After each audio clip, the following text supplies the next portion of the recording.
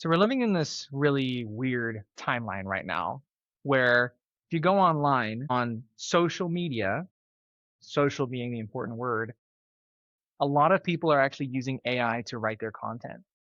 And I remember how this felt when I first tried it. I was actually working in a role for a company doing social media, and someone like texted me and was like, "Hey, have you heard about this chat GPT thing?"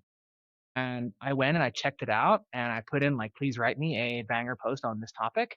And it spit it out and it blew my mind. Like, oh my goodness, this is going to change the game forever. And AI has changed the game forever, but not in the way I think most people expected.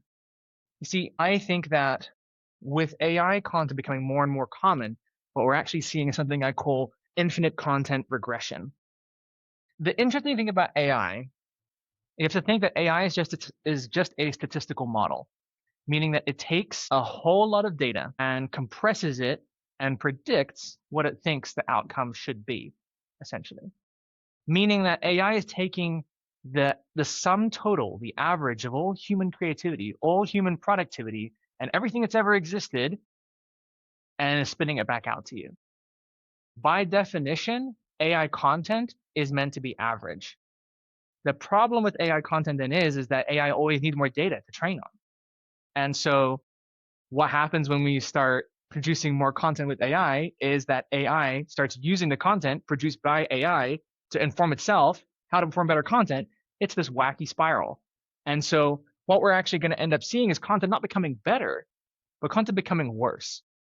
And actually, I think this is an amazing opportunity for people and creators who ditch this AI clanker stuff and tap more into what makes them really human and how they can connect and convey that to other people. So most content kind of regresses to the mean. And what we're seeing right now, move over to this side, is there's kind of two ways to compete in terms of content. You can compete by pure volume. AI is amazing at this. You can pump out more stuff, be on more platforms, and that kind of thing. The problem with volume is that the more you scale up your output, the more the objective quality of that output decreases. It is very hard to do quality at scale. That's why someone like Alex Hormozy is so successful, is because he's been able to build a system for him that really works. But the thing is, he's been in the trenches for the longest time figuring out how to do that, right? And for most people, we shouldn't be aiming for the volume game, especially with AI now being on the field at all. Anyone with access to a $20 subscription can churn out hundreds and hundreds of posts before you could sit down and actually write your own and then publish it. So we can't compete on volume, which means the only thing we have left to compete with is your innate humanness. So kind of on this scale here, the more content you're pushing out, the less human you're probably being. And the lower your output of content, the more human you're being and the higher your level of personality. Right? So this is on a spectrum. You don't have to be down here. You could be somewhere up here. But the goal is that the content that we produce actually has some personality, that has some soul. I call this the syndrome phenomenon. Okay. The syndrome phenomenon, if anyone's familiar with the movie Incredibles, Syndrome doesn't have any superpowers, but he wants to have superpowers. And his plan is to build technology to be able to give everyone superpowers. And his line that he says in the movie is, if everyone is super, then no one is. And that's exactly how it works with AI. If everyone has access to the same models with the same inputs, with the same training data, your outputs are basically going to be the same. The only way that you can differentiate yourself is by becoming more human, by channeling more of who you are into the content that we produce. So how do we do that? I think there's three simple ways that with some practice will become second nature to you. The first one is to be dangerous. Now, what do I mean when I say dangerous? Obviously, I don't mean that you're a threat to society. With dangerous, I mean that you're someone that takes a stand, someone that has an opinion, someone that is willing to share their kind of like prickly takes on things, someone that's willing to be misunderstood because you have conviction in what you believe in. That's what being dangerous means. It means really having a point of view, owning it, and being willing to take flack for it, right? So the first thing you need to do is find out what are the things that I am passionate enough about.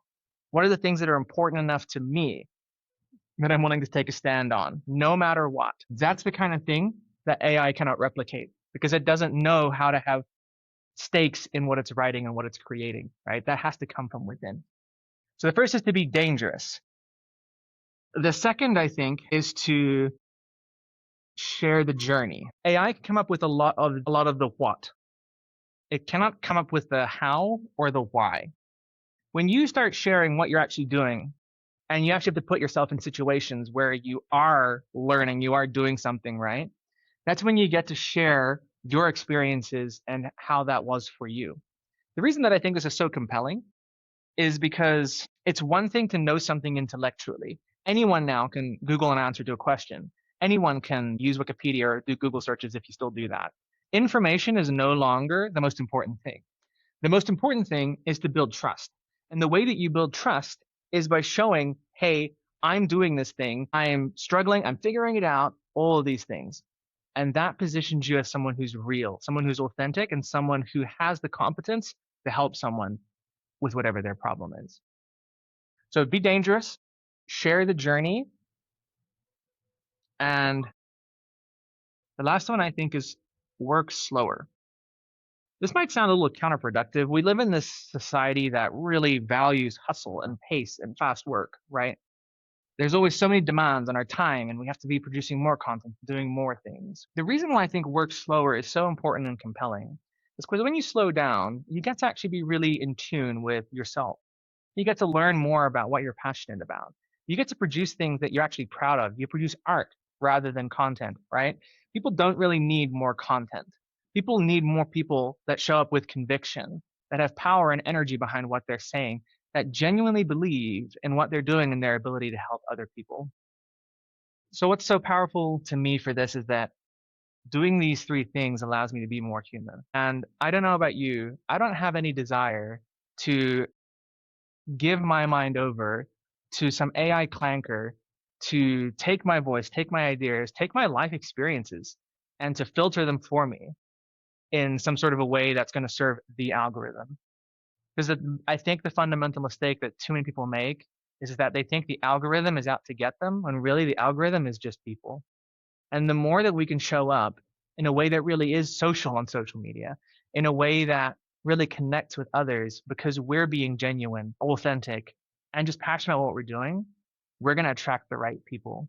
And the goal with this, and the problem that I think most people fall into, is that they think that by playing the volume game, by doing what all the other gurus are telling you to do, putting out more quantity, putting out more volume, getting more AI into what you're doing, that you're going to start going viral. You're going to get all this attention, all these views. With AI flooding your feed, it's no longer about the number of likes, the number of impressions. The goal for all of these three things is to create resonance.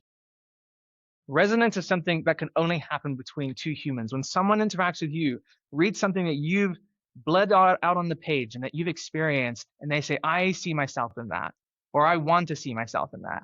That's resonance. And so the creators that are going to be getting ahead in the next few years are going to be the creators who are dangerous, who share their journey, and who work slower and more intentionally and are more connected with who they are.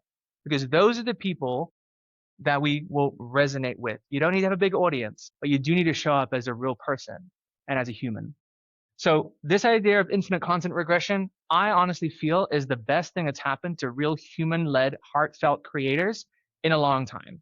Because the more slop there is, the more anything that isn't slop is going to rise to the top and it's going to stand out. But not by playing the old game of content, but actually by playing it by the new rules, the human rules that people are actually desperate for. And so this gives me a lot of hope, honestly, that I get to tap into my own innate superpowers rather than just being super like everyone else. And so I hope this helps you and gives you some hope too that AI can be a great tool, but it's there to amplify who you are, not to replace how you show up. And so I know this has helped me a lot to slow down and create better content. And I hope this does something for you too.